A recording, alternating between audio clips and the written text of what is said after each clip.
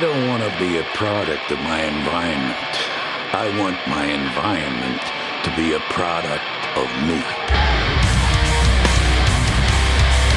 Prestige Living Podcast. So with that, who do you want to be? I mean, the goal is to sell 25,000 records. I'm gonna sleep my out. Hello, welcome to Prestige Living, a podcast designed to showcase entrepreneurs in Orange County and highlight the experiences of individuals who are in the midst of making their footprint as a business owner right here in our backyard. I'm your host, Jay O'Brien, co-owner and managing partner of Remax Prestige in Costa Mesa, and I'm here with my co-host, Jordan Wilson. Thank you, Jay. And this platform is intended to share the insight and vision of young, ambitious leaders in the community who have blended their dreams with their reality.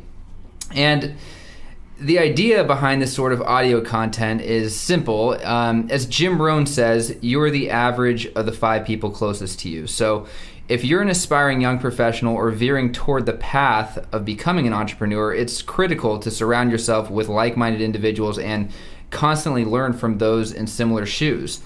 By ingesting the words describing past failures and subsequent success stories, we're able to grow that much more into our development as a self-made individual. And, you know, we always hear people say they have a goal of owning their business one day. And what does that really mean? Jordan, what do you think of that when people say that? To me, I think it goes along with our generation. When our parents were growing up, it was all about getting the job with a big company and working hard, but now people are finding their passions earlier, and I think they are wanting to, whether it's the nice things about making their own schedule and having that kind of freedom, or finding their niche and following their passion and finding, what they enjoy doing and finding a way to get paid for it. Right, and one of the things I remember, I don't know if it was Robert Kiyosaki or in Rich Dad Poor Dad, maybe but I remember at some point early on when I was reading these business books, seeing the illustration and the contrast between the industrial age versus the information age. And it's like, our parents grew up, and the baby boomers grew up in the industrial age where it's like the harder you work, the better you're doing. And I guess that can be true to some extent, but now you hear about these entrepreneurs and the creator of WordPress, for example, who was using a site similar but not nearly as robust, and then comes up with an idea to improve it, and now it's like 23% of websites live right now are back-end through WordPress. And right. That's clearly information. Oh yeah, absolutely. So, going off of that, it's important to recognize that, there can be an unbelievable sense of comfort and a false sense of security with a traditional W-2 job, making it very hard to leave. And often we see this procrastination turn into paralysis and the business never comes.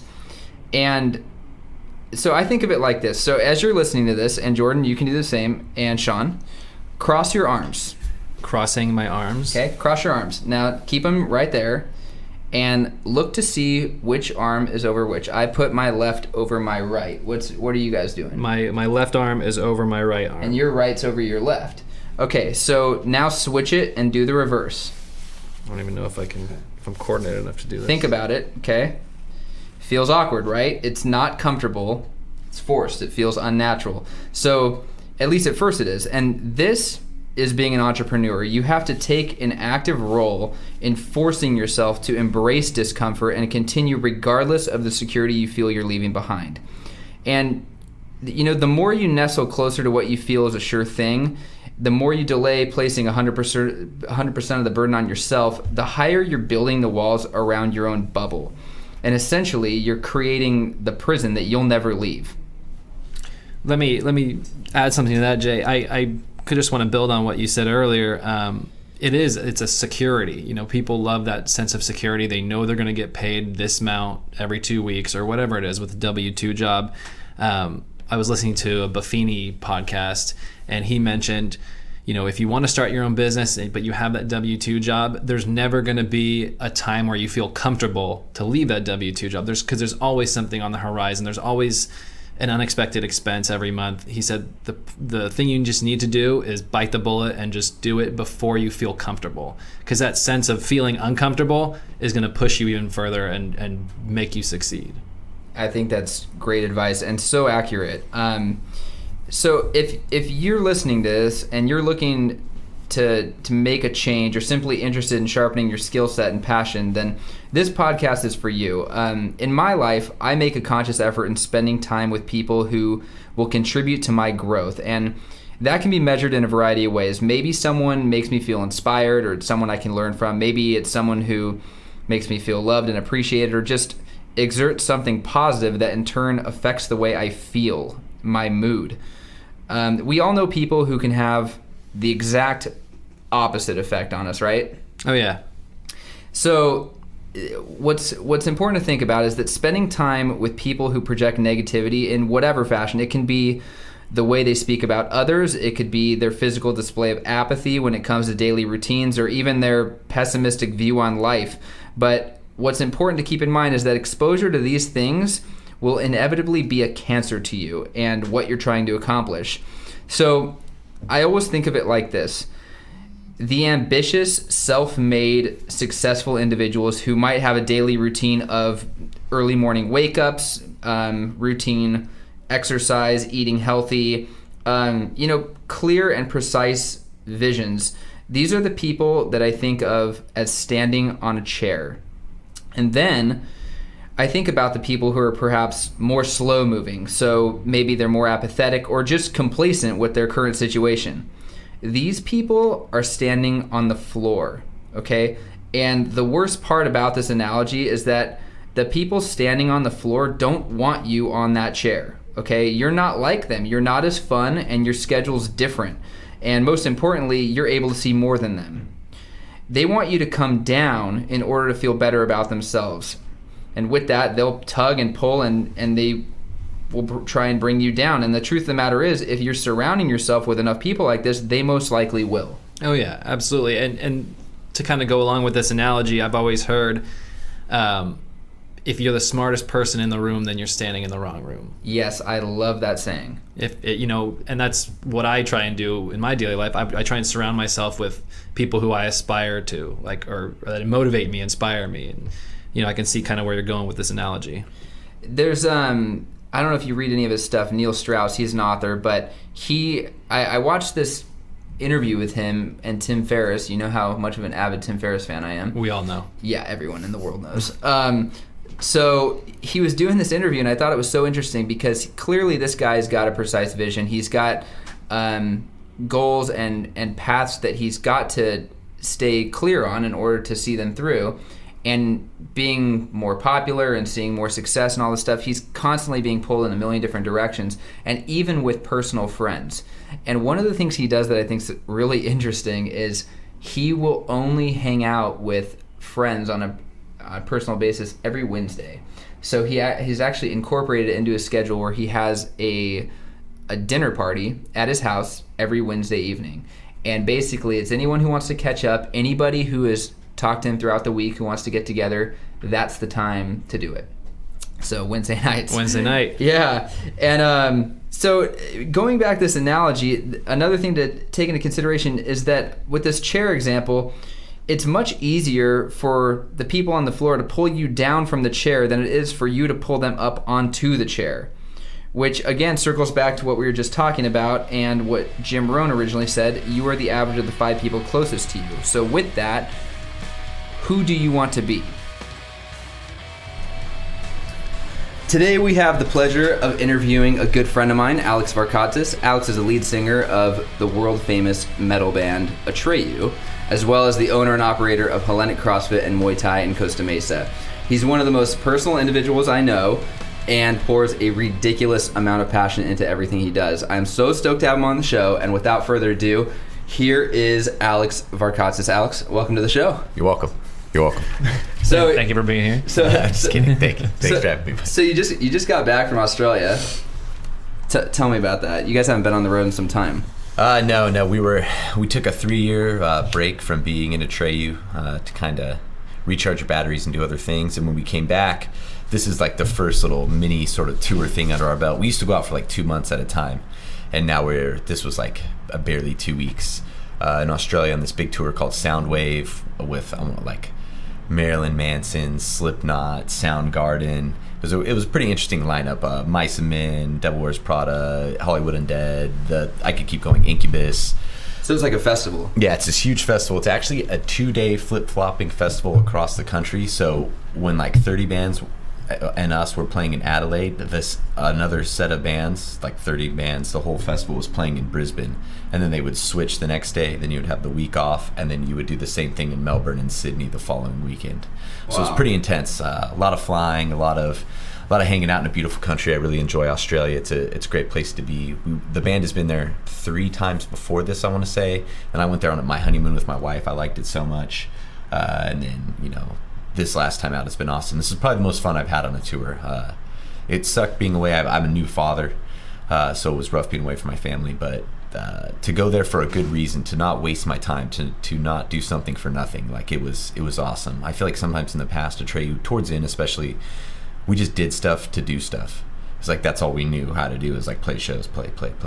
We never knew how to kick back and pick and choose, and I think now we're picking and choosing, and when we do stuff, there's more value into it. We can put more of ourselves into it, and everything just works better. I mean, I'm really proud of how things went down there. I've never been able to be proud like that before. How does it feel to come back after 3 years and just straight up go across the world? Awesome, man. It's if I like thought about it more, I would be more like, whoa. But I just kind of take it as it comes, and I'm just really stoked that we can come back after not doing stuff for a couple of years and play sold out shows or play big shows or get on these big festivals, and people know who we are. Not only that, are coming out in force and giving us love. I mean, that's more of a cool feeling. I don't know if I was scared or apprehensive coming back, but just weird, like what's going to happen when you get out there. Right. Alex, I'm sorry, I wanted to ask you, because I was reading an article that was published about a month ago, and you were quoted, you said, "My brothers and I have made our best record yet." Mm-hmm. So after 13 years since the first album, the studio album. It's taken a while. Oh yeah. No, I wanted to ask you, like, and this could be, lessons that we can all learn. Like, how do you find the drive and the motivation to keep at it after you've been in the game for so long?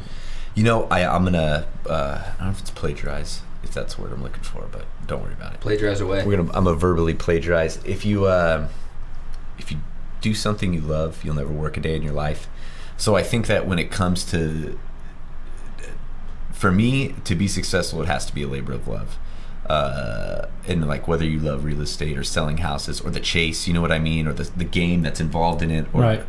You have to fall in love with something about what you do, and if not, then you're just laboring, and you won't be successful in the way that you want to be. So for me, I found that we had to take that time away to love it and apply ourselves and be hungry again. When there's too much of anything, it's just, you can only go for so long, and then complete burnout happens, So us not being burned out on it, having the time away, coming back, and then also not having a lot of peripheral. I'm not, when I say the following, I'm not blaming, shaming, or throwing anybody under the table here. I'm just saying that things are different now. We have different management. We're on a different record label. That record label is a different vibe than the one we were on before. The people at the record label are a different vibe. Our management has a different vibe. So there's such a different vibe with everything. It's nice. It feels fresh. It feels like almost being in a new band. The way that my friends in this band and I treat each other is different. We're not co-workers. We're friends. We all went to high school together. We were friends before we were in a band. Right. So it's important to get back to that for us. So to kind of like bring it full circle, I guess it's, if you care about what you do, then you'll be successful, and it'll show. You can't help but do a good job. And at this point, I mean, when you guys started off, and I mean, we grew up in the same town and everything, so it starts off as a garage band, and you're in middle school, and you're doing punk rock music, and then you're doing hardcore, and you're in high school, and everyone kind of hopes that one day it will evolve to the extent where you can make a living off of it. And a lot of bands break up or stop playing because life gets in the way, and people start to have families and get married.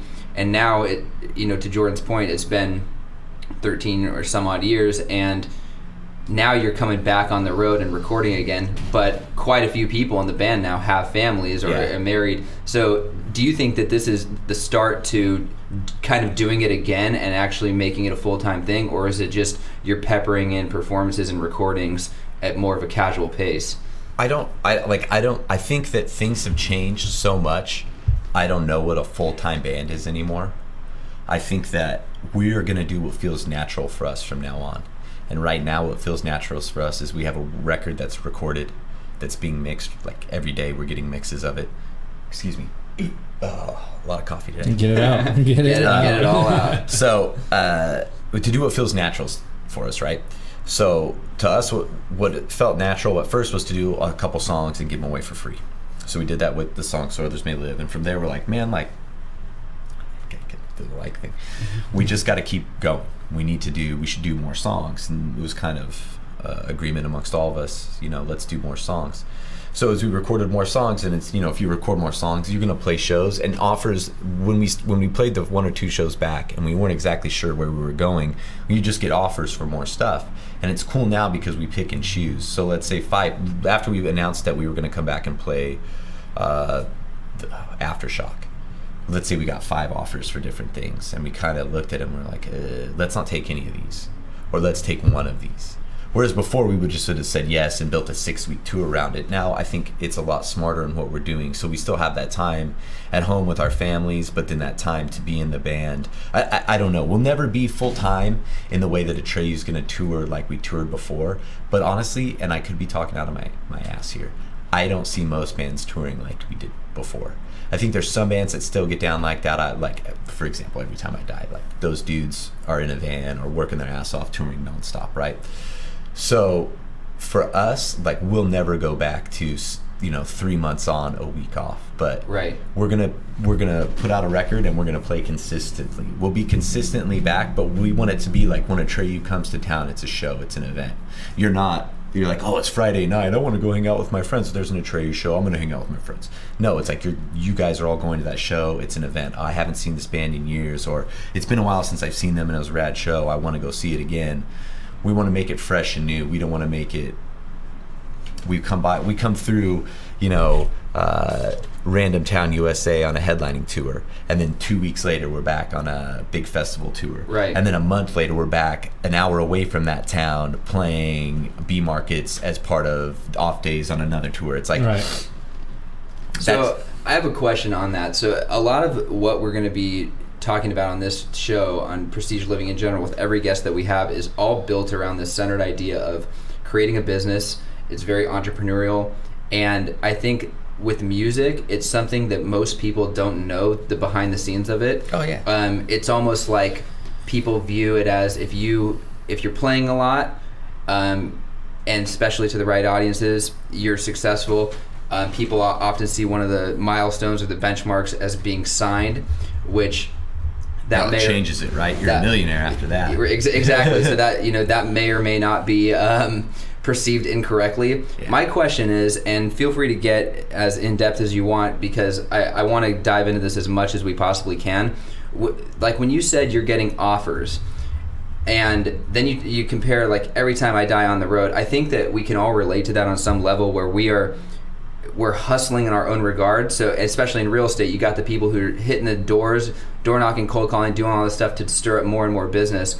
And then you've got the agents who maybe don't need to do that anymore because they've kind of built this residual, more or less passive income, people who are going to be coming back, referral clients. And when you're getting these offers now, you're not necessarily going out there hitting the streets anymore. And I would imagine there's several different channels of revenue being in a band, whether it be through licensing, through merch, through playing on tour, all these things. So when you get an offer, if you don't mind, what does that look like?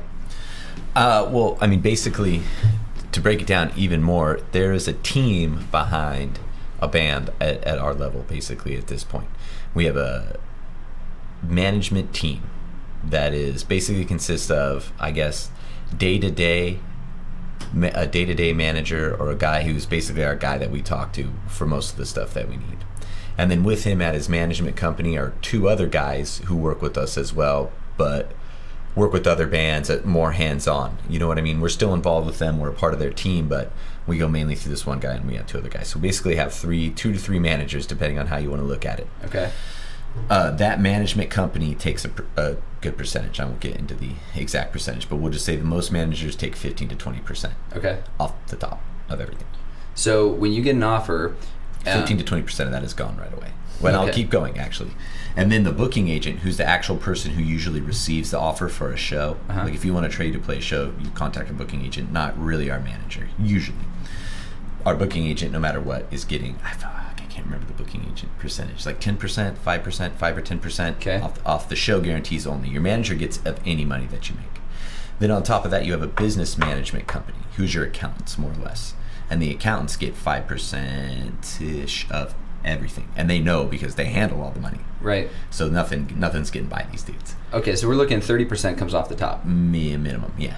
Okay, so when an offer comes in, first off, if you don't mind me asking, what does it cost to have Atreyu play a show? I can't make that comment on that. Okay, what can Without giving out trade secrets, you'd have to talk to Nick Storch or our management company Raw Power about that. But it's Okay, so let's not talk about Atreyu. Let's just it's talk hundreds. about. It's literally hundreds of dollars. let's talk about. Sold. Let's talk about bands of your caliber. We could just pick a number if you just want to make up like a fake number that sounds good, and we can just use that number. But you can make up the number. Okay, so let's not talk about Atreyu. Let's talk about just bands of that caliber. Sure. When Every Time I Die or any, you know. How about this? Of any given money coming into a band, like you can expect to see 10% has been my experience. So if we made $1 million, I would expect to see 10% after taxes and shit. Yep. Okay. So if that kind of like puts Right. it into, It does, because I'm thinking the people that are in bands now. it is not what you think. It's not as rad as you think. You know what I mean? I know there's a lot of hands in it, and I guess just like with any business model, right? Anyone who goes into, hey, I want to start a business, they're constantly thinking income, expenses, and what's my take home. So like being in a band, there's got to be a threshold. There's got to be like, hey, it's never going to work unless these things happen, unless you tour this much, or unless your gross income is X. Yeah. I think you just have to watch it at first. Like we started very naturally and organically. We were lucky enough, all of us had jobs, and we were ending high school. And we put down money and ended up getting a van. So we had a van, and we didn't realize you had to get insurance and all this stuff. So that was more money out. That we somehow figured it out. We got insurance, got a cosigner. So you need a van, and you need to do that. You don't need a manager. You don't need any of that. You got to get shows and take it from there. Build a buzz, make good music, of course, first, and try to get someone to notice you. Whether it's a manager type or a label type, or someone, get noticed by somebody with some sort of connection or to try to help you. You don't get anywhere until someone goes, oh, check this out, this is good, and gives it to the right person, and then the snowball effect happens. Yeah, so that's the part I'm really interested in. So I remember back in, I think 2002 is when Suicide Notes came out, right? So, and that was the first full length, and I remember that was the first time I had heard you guys sound polished. I could see that. Because when you came out with the EP prior to that, you had Brandon now singing the choruses, so like the whole mix of the hardcore, it created a new dynamic. And honestly, to this day, when I think about it, I think of what bands started doing the poppy, catchy singing choruses over hardcore music, and I cannot think of one single band that did it before you. I think that, I think sometimes people get confused with the timeline of things. We've been a band longer than Killswitch, and like Poison the Well and stuff like that. We've been a band longer than Killswitch, and at the same time frame, or longer than Poison the Well. And those were the bands the bands that like we came up with that I saw doing the same thing around the same time, and Killswitch was technically after. So it was like Poison the Well when we were around, and then other bands kind of started to do it too. But to be fair, to give credit where credit is due, there's two bands that did it in a different way than we did, but Boy Sets Fire and Cave In. Right. I wasn't a huge Boy Sets Fire fan, but I had heard them enough that I can't be like, I never heard Boy Sets Fire, and I didn't know about that. Like they would scream and sing a little bit. But our Atreyu basically sounds the way we do because we were trying to rip off Cave In Until Your Heart Stops. Love that album. And we were not good enough to rip off Until Your Heart Stops. And we listened to punk growing up. So for us, like the choruses and stuff naturally turned, I don't want to say pop punk 'cause it's not pop punk, but like had more of a sing-along-y feel to it than Cave-Ins, which was more like ethereal and weird, progressive, like spaced out singing. That's what I mean. Yeah, Cave-In was a completely different style. But that's what we were trying to do. I think that's amazing because it's every band who starts goes, who are we going to sound like? And you have your influences, and you end up not sounding anything like that band, and it creates something totally different. I think it's awesome. And to your point, I mean, Boy Sets Fire, I would not classify them as a hardcore band either. When I think of Atreyu, you think that's a hardcore band, and maybe not today. Yeah. But back in the day, Atreyu is a hardcore band, and I remember there was even some. I mean, people talked about it, and they'd say that they'd have opinions on the singing, like. You know, you have your diehard hardcore guys, and they're like, "This is watered down hardcore music," and then. Oh yeah, I was on YouTube yesterday, man. The comments. Oh, we get some it of all. those comments man. are brutal. A lot of trolls, a lot of 14-year-olds who just heard us. Oh yeah. But what it was is it created this perfect balance on the cusp of hardcore becoming popular. I mean, when I was growing up listening to hardcore music, I always thought this will never ever become big. Yeah, we didn't really. I mean. I never thought that you would be able to play for as many people as we've gotten lucky enough to play for. Not that they're there to see us. It might just be another show that we're on or whatever, but I didn't think heavy bands like us would be doing this. Like, what's that band? Mice and Men. Right. Is huge right now. Bring Me the Horizon is huge right now. And it's like those bands they're like screaming crazy bands. It's crazy to me. It's cool. It's a good thing. When we started, and I'm out here with my tell walkie, me. Dude, I didn't think that was gonna happen, you know? I remember when Snapcase was on Warped Tour, and people were like, what the fuck? Like, what is Snapcase? Like, this is crazy. I remember when you guys played with Snapcase and Boy Sets Fire. Yeah, that's old. This is good times right there. That was a great show. Yeah, this is all pretty throwback stuff. So when you're in high school, you're playing, and eventually you're playing more and more, and like you said, you're getting in front of more people. At what point did the snowball effect begin? Basically, up until we were 19, we never played outside of Orange County even, or Southern California. So we played like San Diego area, Orange County area, and LA area, and that was it. For the first couple of years of just being a band, we would just play with any band that came through because we were young. I mean, at this point, we were like 17 or 18, 19, 17 to 19 years old. Brandon, yeah. So we're 17 to 19 years old. I mean, we can't even travel that far anyway. So it started to do better. We recorded a demo on our own. I worked at some factory and I saved the money. Was that Visions? Right? Yeah. So we recorded Visions, and that was why we were in high school. And I want to say Fractures came out as we would have been graduating high school or something like that, or just after. Fractures got heard by this lady, Kathy, who worked at Victory Records. She was into it, and she passed it on to the right people there, and Victory ended up signing us. At this point, I'm 19, and I've been in college for a little bit, and it came to the point where it's like you need to tour full-time all the time and go all in on this, or you need to go to college. Right. And so we all kind of came to the agreement. Like Dan and Brandon were already kind of over college. Travis was almost done. Travis made the biggest sacrifice in that because he was almost done. Chris is no longer in the band, so it doesn't matter. But not that he doesn't matter, but just going into that doesn't matter. Yep. So, and Mark wasn't in the band at that time. So we just were like, man, we're going to do this. We did. I dropped out of college. Well, not dropped out. I mean, whatever. I stopped just going. Didn't go, yeah. I stopped going to college, and we did the band, and just haven't looked back since. So we recorded Suicide Notes, and people really didn't know who we were yet. I think it came out and did like 1,100 or 900. I can't remember. It wasn't when we were stoked. We were like, oh, we sold like 1,000 records. This is great. And we started touring from that point. So we did the Boy Sets Fire stuff. Actually, before the Boy Sets Fire, our first world tour was Bloodlit and Drowning Man. And we got like $30 or $40 a night if we were lucky some nights. Some nights we got $30 or $40 if the show made enough money and someone would kick us down. You mean each person in the band got $30, $40? No. I mean the whole band got $40.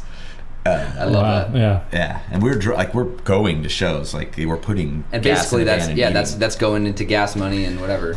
Let's just say that we might not look like hoodlums or criminals, but Atreyu has a hustling, forward-thinking mindset that takes advantage of situations, and we got by, man. We did good. We sold a lot of merch, and So you own all the rights and everything to all the merch. well, back then there was no one wanted to fucking like, who wants to buy these kids' rights for merch? There's no Well, merch. so getting on the business tangent, I mean, business. No, we just made shirts and sold them at shows. There wasn't like online shirts. None of that existed, right? Instagram, social media. I don't think cell phones technically existed when we started touring.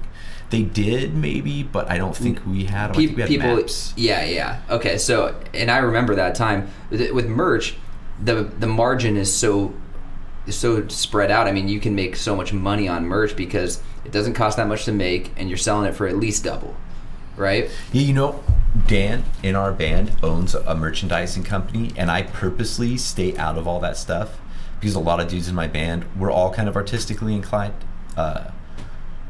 and too many chefs, too many cooks spoil the soup. So I kind of step back. I don't know anything about the profit margins and stuff like that. I mean, it's decent. Dan is a very, very smart businessman, and I know that it's good. But when you're as a kid, like, you're not thinking that.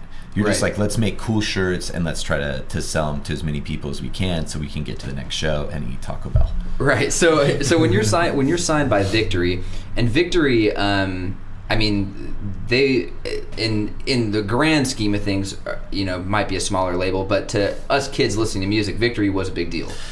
Yeah, and at the time, I mean, I would say they're one of the bigger independents. He would say that they're the biggest independent label in the world ever, but I would say that they're definitely one of the bigger independent labels. I mean, Epitaph's pretty big. I mean, you guys were on there with Thursday. You know, at one point they had Thursday, Taking Back Sunday, Hate Breed, Snapcase. Then what after us? They signed what? Day to Remember, Emery. I think I'm saying that right. I feel like John Travolta. Emery.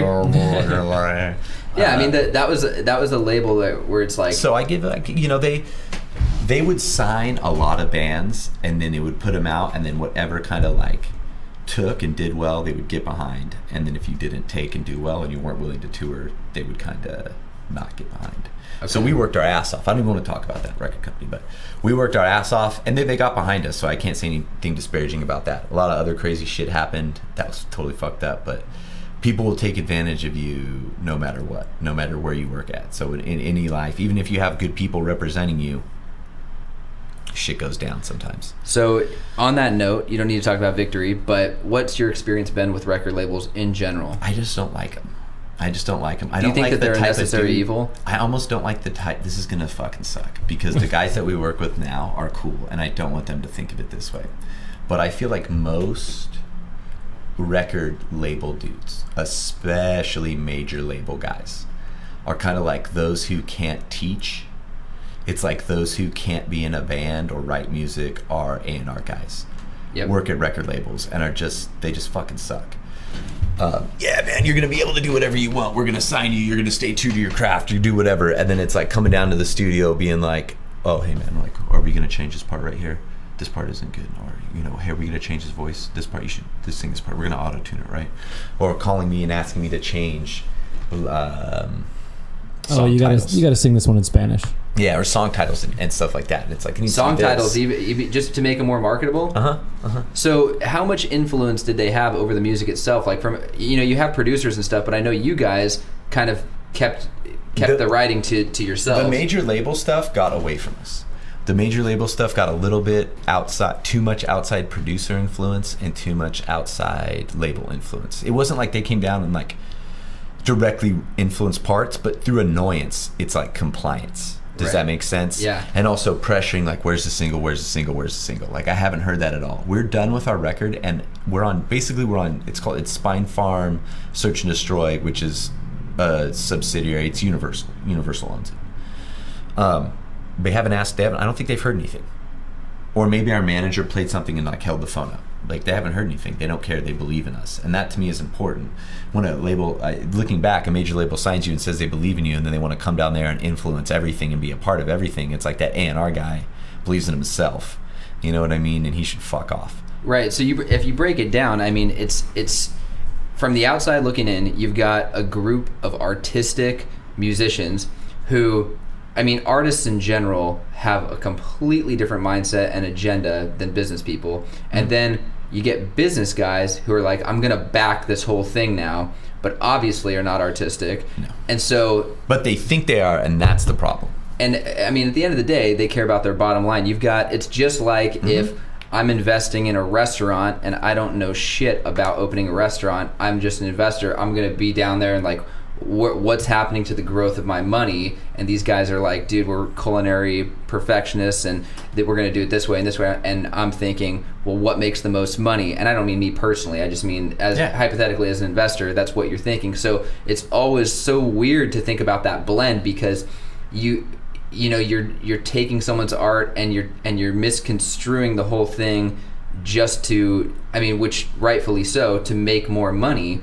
But then it's like, where does it end? Because for me, when I think of the monster bands out there, like the big bands that are making a killing financially, I can only assume, and still are able to be artistic, creative, and it also sells, like maybe it doesn't have to be transformed all that much, like your Incubus Sublime. or Pink Floyd. Yeah, Sublime. Like these. So I said Slipknot, not Sublime. Okay, Sublime, whatever. Slipknot. Okay, the point is, there's a very, very like slim, I guess, similarity, like where it shares super artistic and also it appeals to the masses. And I feel like that balance is ideal, but almost impossible, right? Well, do you feel like maybe, I mean, at least with like, I'm thinking of like Atreyu and Incubus and all that stuff, it's like you've been in the game for this long that you've earned it. You've earned that. Yeah, I think you've earned the right to do what you want. Yeah. I think, like, if you sign us now, you know that you know what you're going to get. Like we've made 5 records. We're big kids. I'm not 19. We know how to do this. We're songwriters. I know my craft. And in a way, I know what I don't know, and some of that makes me good and makes me different and makes me who I am. Does that make sense? Like some like nuances, like not the first verse is not necessarily going to be the same as the second verse. My phrasing, I know that. I'm doing that on purpose. I'm trying to make it be different, because a lot of songs are going to be this way. That started when I started that. It's just because I didn't know any better. I'd write the chorus for the song, I'd write the first verse, I'm like, all right, what's going to sound cool in the second verse? And I just start again, I write a different second verse. And it makes the songs more interesting, and that's just, for instance, something I didn't know that I was doing wrong that works well for me. You know what I mean? So I just think trying to be yourself sometimes. Lately right now I'm into drawing, and I'll look at other dudes for influence and I'll draw, and sometimes I'll make mistakes, or I'll be trying to draw an eye and I'll draw the eye the wrong shape, and I'm like, wait a second, like that kind of has a cool vibe to it, and I'll go with it. And I think music's kind of the same way. It's like trying to find a path in the darkness. I'm getting all ethereal. But when I write, I'm listening to the music and then I'm just waiting for the words. And then I see like the words start to come, and it's like I can see the words and I just got to follow it. And then you run out of words and you're like, oh man, what's going to come next? Play the part over and over, I just went off on a tangent. I find it interesting. So what is your favorite song lyrically? Like lyrically, what song, like forget the music, if you were to just say, read these lyrics, these are the best lyrics, or maybe not even the best, but your favorite, where you're just fucking proud of like, look at these lyrics. Okay, well, of the old songs, one that just always sticks out and comes to mind to me is the song Creature on Death Grip. And just the chorus goes, you're either the person you are or the person you're trying to be. Don't let the outside sway too far from where you want to be. And like, to me, that just kind of says it all. You know, every day's a battle, and you know who you're supposed to be. Like, I know the right things to do. Can I make it through and do them in the face of adversity or daily life or temptation or anger? You know, can I do the right thing all the time? And that's kind of always my weird, fucked up inner struggle. And when you're out there, especially now, getting back on the road, you're playing songs from, a variety of albums. What is your favorite song to play live?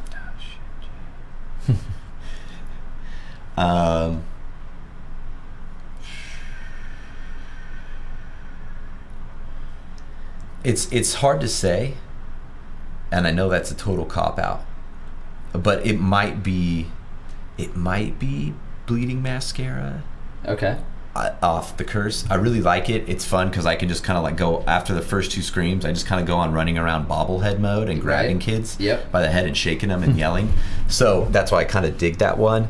That one, there's a song called Corseting, also on the curse. It's just all me screaming the whole way through, and I like the way that feels when I do it. But man, it's hard to say. I would say something like Bleeding Mascara, because it usually gets a more aggressive crowd reaction, and that pumps me up and makes me want to play a little bit harder. And okay, so on the opposite side, least favorite song. You got to have a least favorite song. Falling Down. Falling Down. Falling Down is my least favorite song ever. It's just you play because that we is want to hear it. No, we don't play it. Oh, you don't play it. Okay. You probably. I don't know if I'm like giving out Atreyu secrets here, but it's not like dudes in my band aren't necessarily proud of that song. That was our biggest commercial hit. That was like number 3, like what alternative or modern rock, whatever, wanky radio. Which for a band like us, there's that, and then there's like active rock, and they're 2 different kind of things, right? And active rock is a little more gnar, and so that was like number 1. I want to say maybe at active rock or something, and number 3 at like jack off rock radio, which is shit I don't care about. Fuck that type of radio. Kiss my balls. I hope we get blackballed from all of it. I don't care. The dudes at our record company are just like, oh, damn it, Alex. Damn it. So what songs that you play live now, I mean, are there any songs, or at least one song that you perform all the time because you know everyone wants to hear it, but you're like, dude, I'm kind of overplaying the song? Not now. Because of the break, everything is kind of fresh, and if anything, we had to relearn. Like when we came back into the 10-year show with the curse, like we had to relearn the curse. We haven't played some of those songs. We've never played. Shake the cobwebs off. Yeah, not even shake the cobwebs. Like learn the cobwebs. Like you haven't played it since we recorded it. Like we recorded it, and then we're like, this song. We played it once in a rehearsal, and we're like, this song has a weird feel, right? We're like, yeah, I just never played. Let's just play all these other ones that we really like. So we play the ones we like off the record. Yeah. And we had like 3 or 4 songs we never played. So we met up and we started playing. And we're like, does anyone know this song? It's like, no, we've never played this. Well, we should learn these songs. So we learned them. Do we practice more than we've ever practiced now? I show up. Not that I used to not show up, but I hated it. Yeah. I'm screaming. I know how to do it. I don't forget the lyrics. This is in me. It's just like, I know I'm supposed to do this. I know how to do this. It's innate. It's just like fucking waking up or falling is I can get on stage and scream and perform and command a crowd. So not that I don't think I need to practice that, but at some point I got lazy with it. And now I'm not lazy with it because I just want to smash everyone. Like if you're 22 and you're in a hot up and coming band, like you better bring it when we play because I'm trying to kill you. Like I'm trying to play harder than you. I'm just letting it be known. Like I'm trying to play as hardest that I can, not to outdo you, but to outdo myself. To just be like, bro, I'm 33 and I play harder than I did when I was 22. Let's see you up it. Let's pump everybody up. And then I'll see other bands that we play with and they're fucking going and like playing harder. I don't know if it's because of me or just the vibe, but that's fun. Like I like that. I want like so much of this life is like passive aggressive, and I just want for a little bit. I love that. Okay, so. Coffee tangent. I got a couple more Atreyu questions, then I want to get into Bradley Cooper. What you're doing now.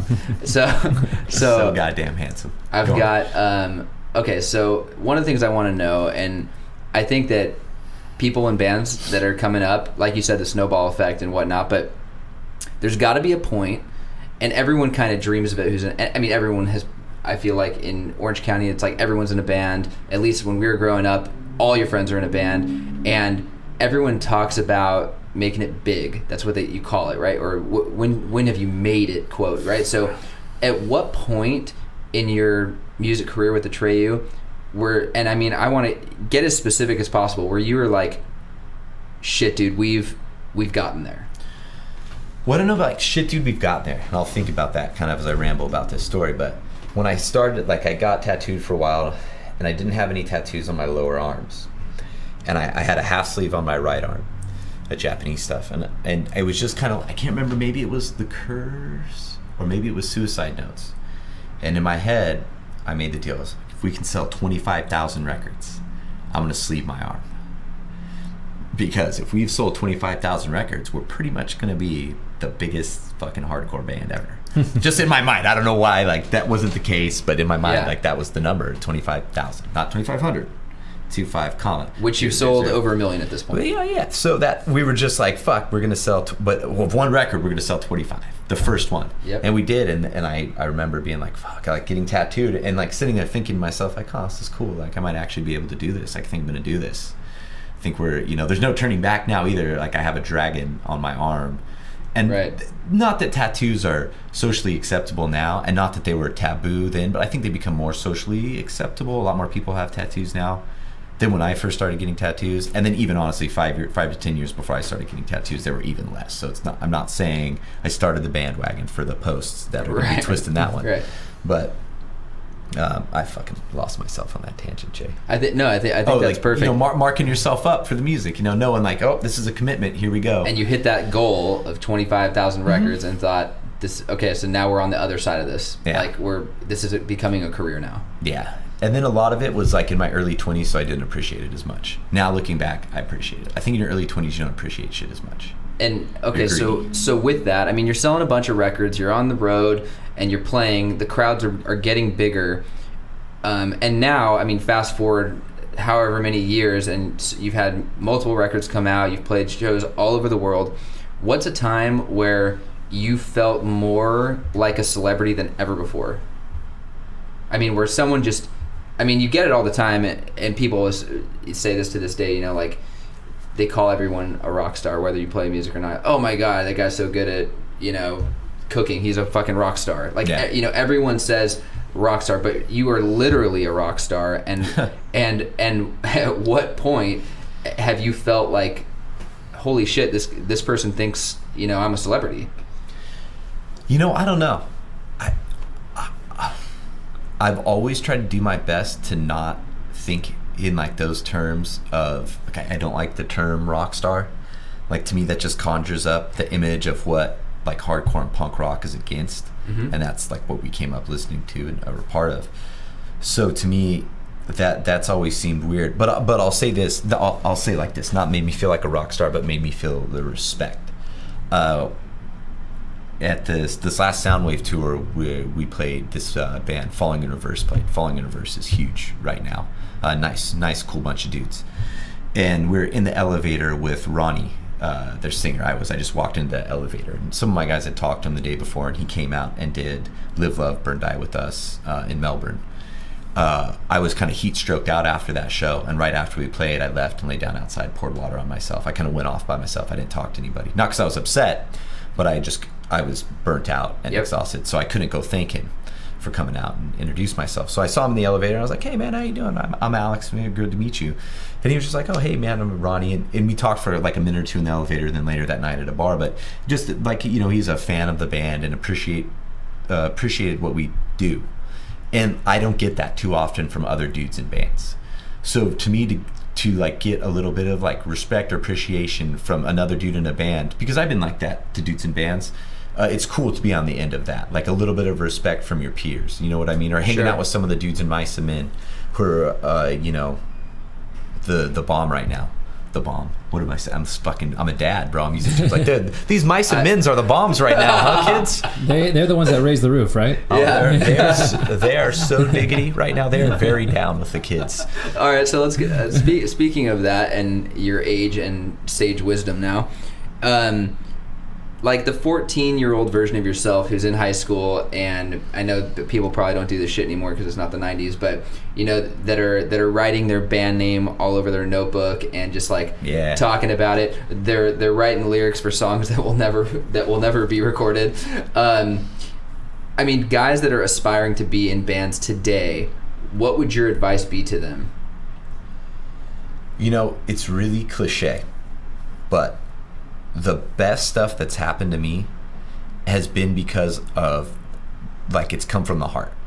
It really has. Like, the best songs, my proudest lyrical moments are my most honest moments. And my best performances on stage is when I let go and I don't think about being on stage and I just play. So I would bring it full circle to just be in the moment, whether you're a musician or you're an entrepreneur. Because if you're a musician and entrepreneur, you have a company and you're trying to hustle. You know what I mean? Be in the moment and love the moment. You know what I mean? And that will take you places. Like, if I'm writing a song, then I need to really be immersed in it, and I need to. I don't know if I explain it, but be in the moment. Don't be distracted by all this other stuff. Don't be thinking too far down the line. Just be right there. and give yourself fully to it, man. I'm going to write this song and it's going to be the best song. We went to this workout seminar with this coach, Martin Rooney, and he said this thing, it's like when working out, and then I think you can relate it to life, and hopefully the sneeze doesn't interrupt it, but it's don't do something for nothing. And so I think in life, like if we're doing warm up with jumping jacks, I want those jumping jacks the best you can do those jumping jacks. We're not here to do them half-assed. You're not going to get anything out of it, but you are going to get it out of it if you do it the right way. So with anything, if I put myself fully into it, even if it's just there's 6 lines in the verse and the first 3 are rad and the last 2 are rad, and there's like 1 line in the middle that's mediocre, I won't let that stand anymore. Where in the past, like sometimes I think you might let that go, and I think that's what I've learned is don't let that go. Like really just like commit to yourself, try it. When I write the workouts for the gym and I program it, I'm like, yes, is this the best thing? I'm gonna sit back, look at it, but I'm really apply yourself to what you do, and if you care about it and apply yourself to it, it's gonna work, man. That's all I know. Right. Things will come up against you and they will knock you down, but if you just keep pushing around it or over it or under it sometimes, like whatever visualization you need, you'll get there. If you don't stop, you'll get there. Does that make sense? Yeah. The only time you won't get there is when you stop. Like if you're like, I'm gonna sell 100 houses, and you're like, oh, I've sold 50, I don't think I can do it. Yeah, you never fucking will, bro. Like you're never gonna be anything when you tell yourself you can't. When I fought, I didn't get in the ring with that dude and be like, oh, I think I can beat this guy. Fuck no, I already lost. When I had jiu-jitsu competitions and I did lose, which I don't mind saying, it's because I did not have the right mindset. Physically, I can get down. I can hold my own, but I went in there with a terrible mindset. Like, yep. Well, whatever happens, happens. I'm going to try my best. No. What's that? I'm going to get it done. There's that quote, you see it everywhere online where it's like, whether you think you can or cannot, you're right. Right. Yeah. I haven't seen that, but that pumps me up. Yeah. I always love the ones, the moment you stop believing in yourself, so will everyone else. Yeah, no, they never did. Like, no one ever did. It was all a joke. Like, you're a fucking joke. Like, you lost. Right. You're right. Yeah. So, okay. So, let's transition then into the working out thing, because I'm interested in this too. So, one of the ways that you and I connected and became friends was when I was referred to your gym, Hellenic CrossFit, and from Kevin Chapman. Shout out to Kevin. Dr. Kevin Chapman. And yeah, so I remember calling you that day. This is back in 2012. And I was just picking your brain because I wanted to get into Muay Thai. I was asking you about your gym. And especially now, it was even less then. It was coming up. But, now it's just incredibly saturated, that market. And coming from two unbelievably saturated, competitive markets. You're like, hey, I want to be a musician, sing in a rock band, I want to tour the world. It's like, okay, cool. Very, very slim chance that's ever going to happen. Boom, it happens. And then you're like, hey, I want to create a CrossFit Muay Thai gym, even though there's a billion on every street corner and on every Groupon and whatever. Yeah. And then boom, you do it. That is exactly the vision that we're talking about with an entrepreneur, where you just believe in it wholeheartedly. Because you're passionate about it, you find ways to make it happen. And at what point did you make that transition? At what point did you say, you know what? I want to start this gym and I want to teach people about fitness. I think when the band was stopping, I had a passion for it. In the 6th grade, I did Taekwondo, and I remember it was career day or something. By the way, I smell like a karate gi all of a sudden. It's terrible. I apologize. I remember doing a Taekwondo lesson for the class. My mom is a teacher. She's retired, but you're a teacher your whole life, I feel like. She's been teaching me still. She's teaching me still. Love you, Mom. And I feel like, so that's kind of been in me, this wanting to teach people or like instruct people and influence people's lives in some way. Because I notice it on stage, like that's what I'm doing indirectly. Like I'm telling you, like, here, these are my thoughts and feelings. Oh, you have them too. Let's interchange on stage. So, and I pump people up, or I make them feel something that way. And so the gym, it occurs to me that I can make people feel something that way and there too with fitness, because it's another something I'm real passionate about. I've noticed that when I'm passionate about something, I have a gift of getting people into it. I'm not necessarily a super talented vocalist. I'm a decent lyricist. You're a damn good lyricist, and you got a great voice too. For what I do, I can get down. But my talent is not giving up and inspiring people through what I do. That's really what I feel like I can do is tenacity, and then a little bit of a spark. Like I'll be like, okay, you're like, hey man, I got this idea. I'm like, I think you can do that. I can do it. doesn't sound too crazy. Go for it, man. So I think that, I don't know, that kind of belief, I never realized I was doing it. I didn't realize I was starting businesses or doing this. Now that I look back, I realize like, oh man, what am I doing? Like everything I do, I'm just trying to, it's a pain. Like, because I realized I couldn't be rank and file. I couldn't go to a corporate job. Like, I don't consider this a corporate job. Like, you're your own master. You know what I mean? You call the own shots. I couldn't go to a 9-to-5 where this dude gives me benefits and he comes in and like, now Alex, what do you think about those reports you turned in last week? I don't need you to come in on Sunday. Yeah, like that whole thing. Like, that was my fear of my life. I can't function in that. I've done it. I've worked jobs. I've worked shipping and receiving in a factory when I was in high school. Like, it wasn't candy. It wasn't like manual hard labor, but it was hard enough labor. It wasn't candy ass shit. There were full grown adult men doing it, and I was in high school doing it. And it kind of like made me realize I would actually be happier doing that type of job, working in a factory, boxing shit, and working hard like that, than working behind a desk, wearing a tie, wearing tight shoes, leather shoes every day. Makes and sense, a suit. yeah. No offense, I don't own a suit. I've never owned a suit. I rent them for weddings and stuff. One day I'll probably get it. I'll probably look too good in it, and I don't want to do that to the world, so that's why I haven't yet. And I'm going to Hollywood Suits because his commercials are amazing. But Give us one visit. oh God, 1,000 suits in your size. Oh well, I'm coming. You need 1,000. Yeah, well, for $300 a suit, I mean, that's a steal, bro. For Gucci or Armani, whatever, I'm gonna get them. So yeah, I've just been lucky, man. I think if you believe in yourself and you're doing stuff for the right reason, I feel like the truth will set you free. So one of the things that's different about this is that, so you start Atreyu, it starts to snowball. There's so many hands in it. I mean, even in the beginning when there's no management involved, you've got 5 guys with a similar vision, and you're all putting in for a van. You're all kind of more or less doing the shirts and all the stuff. And like you said, you lean heavily on Dan for doing the shirts, and you kind of stay out of that. And then more and more people get involved, and now you don't need to worry about booking or managing or the money or any of this, because more and more people are handling it for you. And then all of a sudden in 2011 or 2012, you are like, I'm going to start a gym, and there's no one helping you. Yeah, it sucked. There was an adjustment curve. Actually, when I stopped too, this is where people get confused about like what happens when Atreyu stops being Atreyu. Is like, my dad runs a construction consulting firm, and for the first year of the gym, I went and worked with him because I wasn't sure what was going to happen. So I was trying to learn a little bit about that business at the same time I'm trying to get the gym off the ground. So I would go work with him in the morning, and at that point we only had afternoon classes. I think you were there some of the times when I was in that phase till I was still transitioning out of that. Yeah, I mean, when I started, there was I think it was just one class. Yeah, it was one class a day, and it was a CrossFit Muay Thai combo even. Yep. Yeah, so I think it was, I don't want to say humbling because I wasn't that much of a dick, but I was a little bit of a dick when the band ended. Like, not a dick, but I just wasn't as appreciative of everything as I look at now. I wasn't appreciative of the stuff now as I am now, and that makes me think I was a little bit of a dick then, or maybe a little bit more of a dick than I just realized. You learn it and you grow. So and that's at the natural. beginning of the gym, up until a little bit after you joined, I was a dick.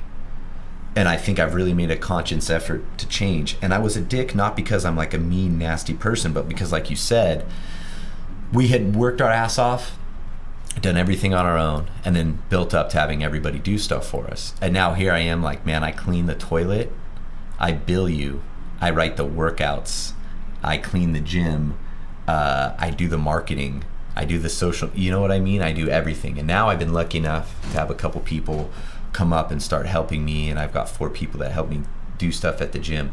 Administrative, it's still me, but without them, it'd be pretty rough. So I needed to happen for me to, my character arc to progress properly in the right way through this story. The band needed to stop. I needed to work and get in touch with like the real life again. Right. You know. And so, like, being a business owner, the way I look at this, and you're very humble. The nuts and bolts of this, the way I look at it is, I know that we had talked before. You were going to Thailand. You're training Muay Thai off tours. You bring kettlebells in the van on the tour bus, and you were constantly working out on the road. So eventually, when you want to make that transition and start your own business in the fitness world, I mean, there's obviously an incredible amount of sacrifice and discomfort doing something that you've never done before, and that it's all on your shoulders. And you know, I've seen you grow in the last 3 years from doing that. And I remember the first day I came into that gym, it's smaller than it is now, and significantly less people than there are now. Very few members. You know, there's no sign on the outside. It's in an industrial park. There's nothing pretty about it. There's no showers. There's nothing like that. It's just raw, passionate working out. This is what we're here for. There was one class every day. You either make it or you don't. That's the one and only class. You build this community. So as a business owner, I look at that as that's the starting point. And then I look at fast forward to 2015, and you've got employees working for you. Yeah. Four total, yeah. 4 people. The gym has expanded once already. I know it's going to expand again. Mm-hmm. And there will be a shower now. and your members have multiplied, and now, I mean, it's growing more and more from a social network perspective, and people have joined that gym just from seeing it online so much. Yeah. Whereas before, the only way I knew about it was because a friend of mine called me and said, you need to go check it out. Yeah, it used to be everyone was a friend of me, or I kind of like knew somebody who knew you know what I mean? Like Yep. You knew Kevin and Kevin knew me, and that's what, you know.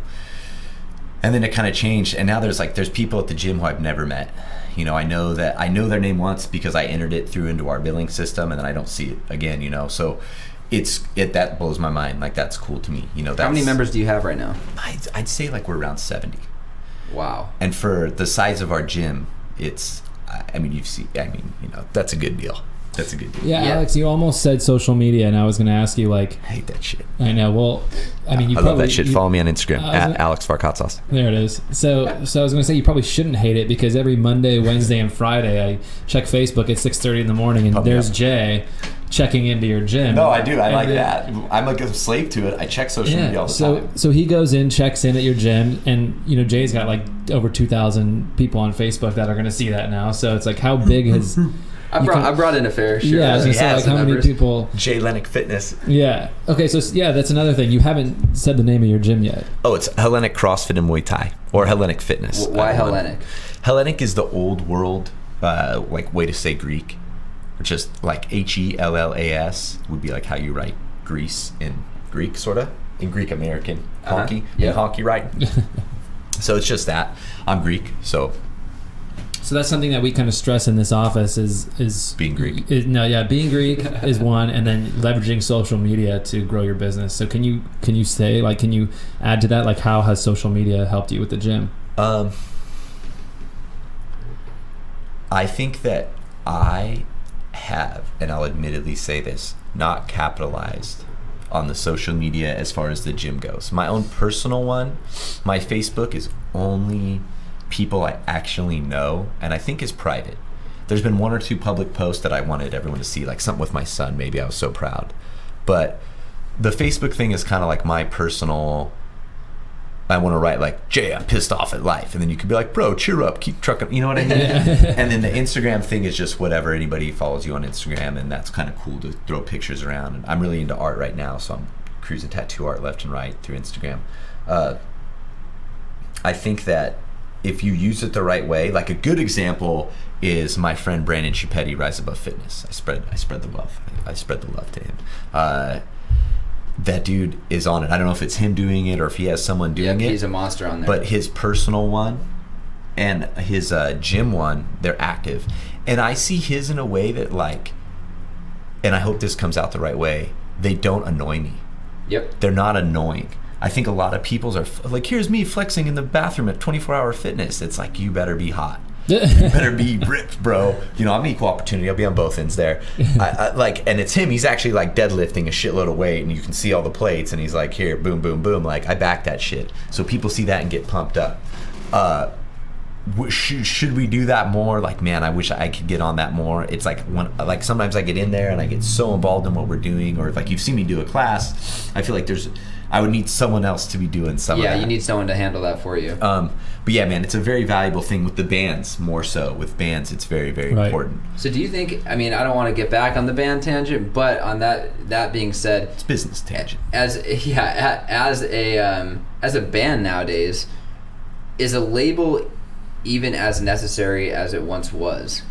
They would say that they are, and I would say that they're not. And so the answer, the truth, is probably a marriage of the both. They're helpful depending on what your band is trying to do and if they have the right vision and the same vision as you. If I'm like, I can't even remember the name of another major label. Let's say Warner Brothers. If Warner Brothers came and signed us today, we weren't on the label that we're on now, and their expectation was for us to be poppy and like commercial success like that, it wouldn't work, right? Right. But Universal, Spine Farm, Search and Destroy, Raw Power, whatever signs us, and the expectation is to be Atreyu and to let Atreyu do what they're going to do, that works. You know, so I think the smart record labels still exist. Epitaph Records is still in existence. Universal is still in existence.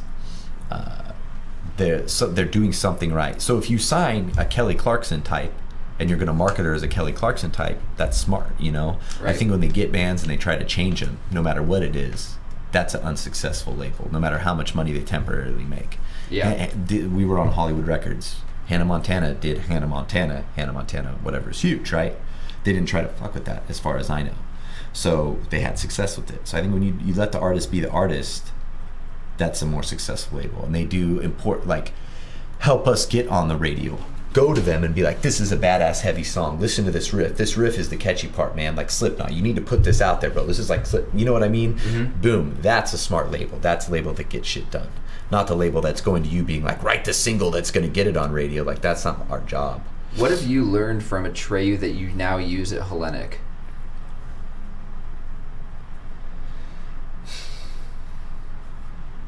How about like something that I can relate to all of it that's totally different, but it's like, it's a secret, it's a life secret I'm coming up with. Okay, and it's share the secret with me. In surfing, music performance on stage, fighting, like countering a punch or applying a submission hold, everything is about, in the business, coaching people, timing, and feeling comfortable in the pocket. So whether that's the point where you're right about to take off on a wave, the part where you can fuck everything up, you're too far forward, you pearl, you're too far back, you fall at the back, right? You stand up too soon, you fall at the back. You stand up, you get what I'm trying to say. You stand up too late, you fall at the back. Stand up too soon, you're going down, right? So it's staying calm and waiting for that moment and not rushing it. It's the same thing with countering a punch. You know what I mean? When that cross comes and I parry it, if I parry before you even punch, it's totally worthless, and I just got punched in the face, you know? So with performing on stage or music, it's not rushing it, it's staying cool. I have a tendency to want to like get ahead of it and go too fast. And I think it's better to slow down and really experience it. That's well said. What other questions do you have, Jordan? Yeah, this is a non-business related question at all, but Right Side of the Bed has been on my workout playlist for 10 years. Cool, man. What song is like your go-to like pump up song if you're like, oh, I'm dogging it right now? What song turns on the ignition for you? Right now, it's basically anything by Madball, but particularly they have a new record called Hardcore Lives, and the song Doc Martin Stomp. So now I had you pegged for like a Taylor Swift kind of thing. Yeah, right. No. I was thinking Hanson. It's a mix of those two and Madball. So seriously, download Right Side of the Bed and tell me that song doesn't make your car go faster when you play it. 5%. 5% faster. Better gas economy too. I always listen to really relaxing music when I work out. Like if I'm working out on my own and not in a gym setting, like if I have headphones in, or if I'm running. It's never ever heavy music. It's never fast music ever, because I feel like I'm constantly trying to keep up with the tempo, and so I exhaust myself. And working out for me is almost like meditative, especially lifting. And so when it's like Fleet Foxes, Bon Iver. It sounds weird, but that's totally my I know a jam. couple do dudes. that. I know a couple dudes like that. I could even listen to like books on tape, and it would Be fine. It would be good. See, that's cool, man. That's what's cool about working out. It's all about what works for you. Like when I was running, I did a bunch of like Spartan races and stuff this past year, and I was running a lot to build up to it, like 10 miles at a stretch. So I'm running like 10 miles, and you're going through a CD plus. It takes me like an hour and 14 minutes. I don't want to brag, but and so I would listen to this old Firm Casual CD, which is Lars from Rancid's other band, and it just has the best drum beats, and it would just. Oh yeah. And I could just keep my feet going the whole time, and I would Right. get done, and I'd be walking back to the car with the music off or turned like down, and I'd still be kind of like rocking. People can't see me doing it, but I'm the still same way. going. If I'm running, I have to have like a definite tempo to match my steps too. That's, And you'll find yourself pushing harder through certain songs, and then like, okay, tempo change. It's cool, and that helps me in a weird way. It sounds dumb, but train, like I push like pretty hard on stage, and I have a lot of lyrics in the songs. Yep. So it's easy for me to get out of breath. So when I'm running or doing intervals, like you'll run in an interval pattern without realizing it, I'll run to the song. Sometimes I'll even sing along with the music as I'm running audibly, because I'm on the beach, so no one's like around, and I'm not bumming anyone. I'm like, yeah, blah, blah, blah, blah, blah. And it will help condition my lungs to when we play, because when we play, I'm just running around and doing the same thing. Right. Yeah, that's so true.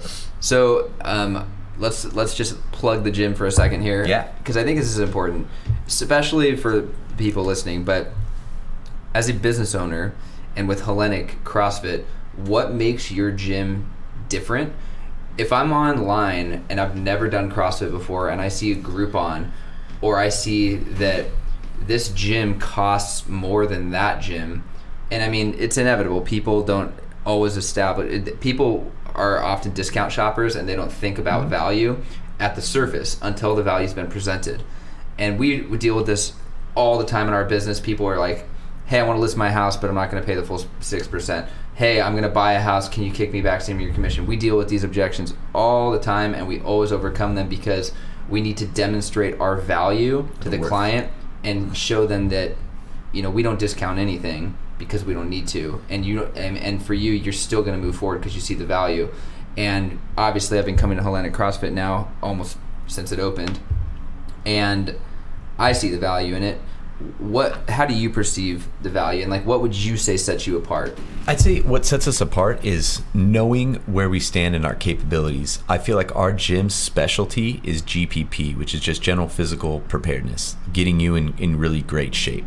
We're not trying to make the next CrossFit Games athlete. I'm not trying to cultivate a stable of 23-year-old and 24-year-old men and women who can back squat 6 million pounds and their whole life is working out, because most people's life isn't like that. Jay's going to get up at the butt crack of dawn, come in, nail his workout, and then Jay's going to go work for 8+ hours and get home and be exhausted. So we need to do something that's going to get Jay, don't do something for nothing, give him the most benefit for his time, keep him safe, get him stronger, and get him results. And I think some CrossFits in this area, because there's so many, they run the gamut from just wanting to cultivate games athletes or wanting that vibe. And whether they're a really good gym or not is inconsequential. Focusing almost like on a fantasy world, like you're going to take a 50-year-old person with shoulder mobility issues and have them do muscle ups, and you're going to make them an elite athlete. I just want to make you the best version of you. I want to make you the most elite you possible. A more reality. We live in the world of reality. If you can't back squat the bar, you can't back squat 50 pounds, bro. You can't, nor can I will let you back squat 500 pounds. If you can't clean a piece of PVC or snatch a piece of PVC, just in case people know I'm talking about Olympic lifts, why would I let you do it with 100 pounds? It's counterintuitive. It doesn't make any sense. So our strict, I think, a focus on the fundamentals and the basics and doing it the right way, because I don't have 15 years and a CSCS and degree in kinesiology and all this stuff, but is focusing on what we know, which is the basics, and doing it right in a safe, efficient way, and getting people pumped up and having that fire for what we do. So I think what sets us apart is all killer, no filler. You're not doing something for nothing. Like, I'm not going to have you, oh, we're going to practice this one hold because it gets you better at this one hold, which you shouldn't even really be doing because you can't do push-ups. Right. Like, if you can't do push-ups and you're trying to do handstand push-ups, slap your coach in the face. I remember, so you hit the nail on the head with the safety thing, because first and foremost, I started doing Muay Thai with you. Now I'm doing CrossFit. And in the beginning, I was doing both, I guess. But one of the things, and a lot of the people that I've brought to the gym. I just remember that time I elbowed you in the face. Go on. Ooh, Yeah, tell me about that later. Yeah, we've done our fair share of sparring. I remember going in there. First off, someone who maybe doesn't work out at all, and that's kind of, people who join a gym, they want to change something about their life, right?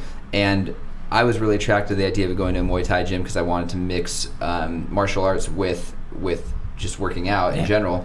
But it can be really intimidating for a lot of people to be like, oh, I'm about to walk into this Muay Thai gym, and I've never done this shit in my life, and there's going to be a bunch of tough guys on the other side of this door who are judging me and seeing who's stronger. Yeah. And I remember that was never once the case, and it never has been the case at Hellenic. And not only just from the top with the coaches and you in the beginning, but also with the members of the gym. It's never been that way. It's always been more of like a camaraderie, and everyone is kind of coaching each other. I mean, everyone that I've sparred, at some level, it's like you're playing chess and you're hitting the other person not to exert power over them, just to show that you're hitting them just to show that you can, and you're just addressing their mistake and coaching in the moment, which I think is great.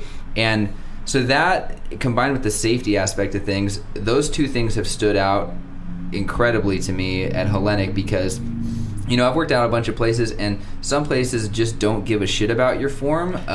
It's more about like quantity and speed, and go faster, do more, and they think that that's a good workout, and I guess whatever. But like, one of the things that always stood out to me about Hellenic is that you're not gonna be able to go faster, or to your point, you're not gonna be allowed to lift that much from the coaches if they don't think you can.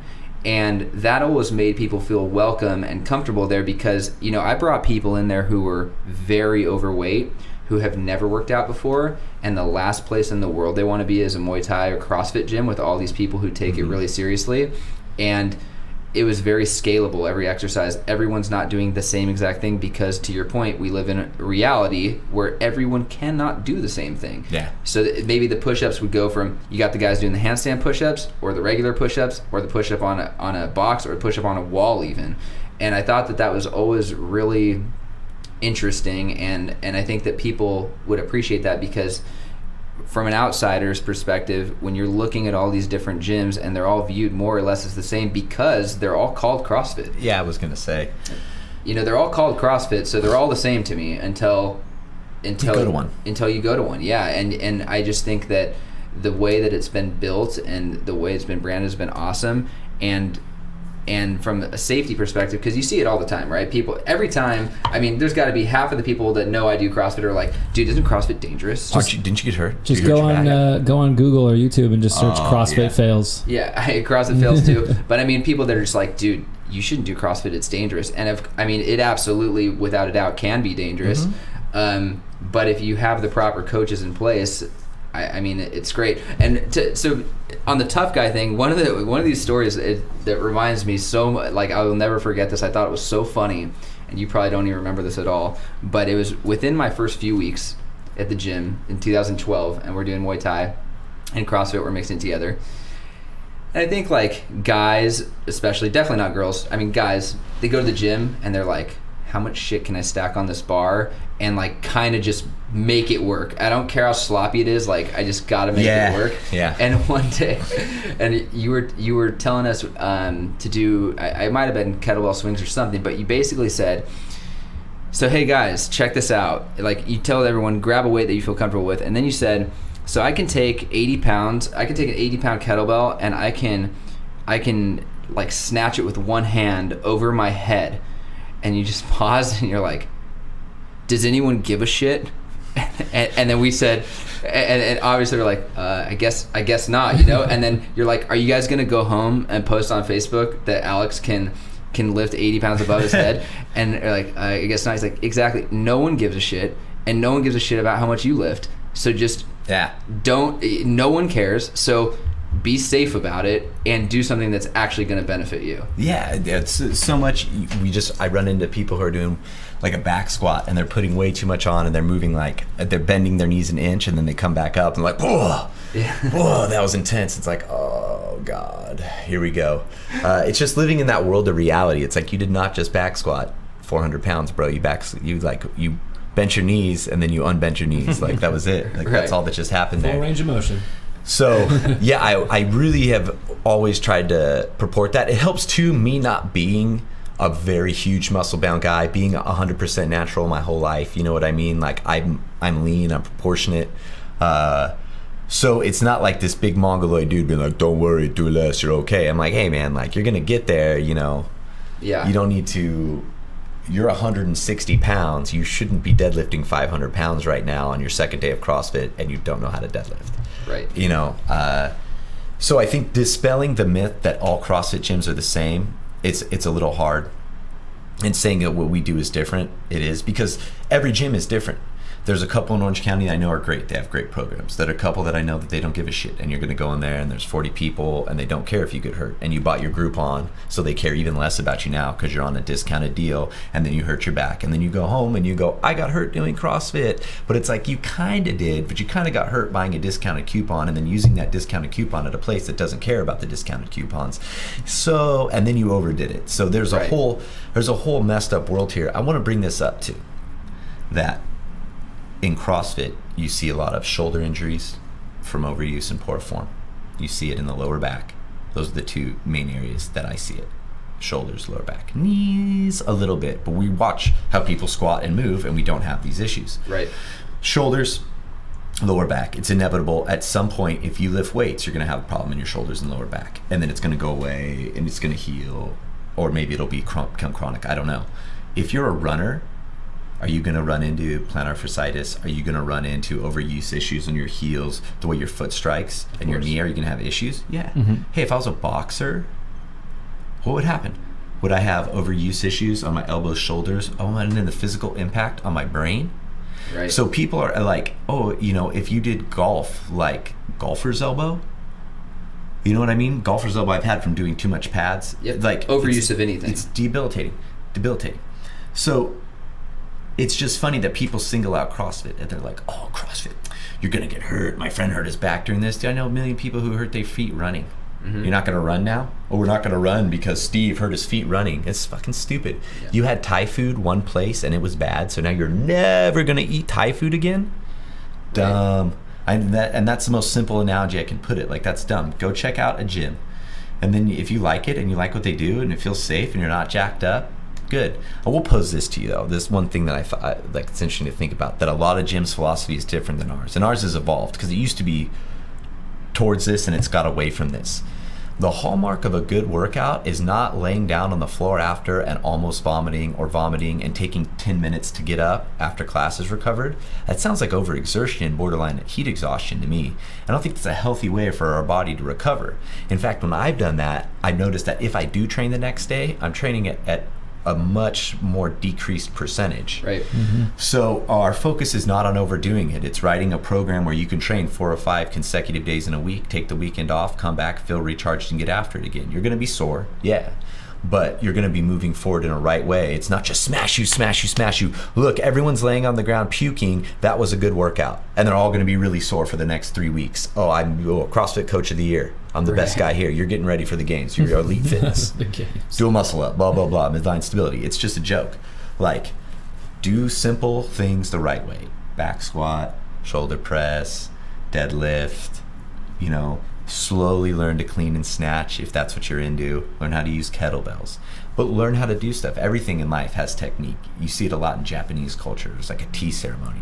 They have a technique and a right way to pour tea. So there's probably a right and a wrong way to lift up a weight. So just knowing those and learning them right, it changes everything. I love it. Well, okay, I won't take up any more of your time. So first off, I want to thank you so much for taking the time to speak with us. Yeah, thanks a lot, Alex. And thank you guys. It was an honor to be here. Yeah, I mean, it's awesome. So I mean, the takeaway here, you've got, like I said, Atreyu, Hellenic CrossFit, and both of which are 100% extremely entrepreneurial. and require a huge element of risk to see the reward and to see the autonomy and the freedom that it yields.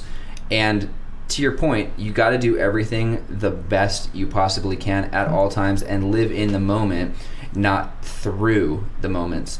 So, I mean, you're a perfect example of what's going on right now in Orange County, and you're really making your footprint. I mean, you've already made it, from a music sense across the world, and now in the fitness realm, and I think it's incredible. So, anyway, thank you so much for being on the show, Alex, and talk to you soon. Thank you, guys.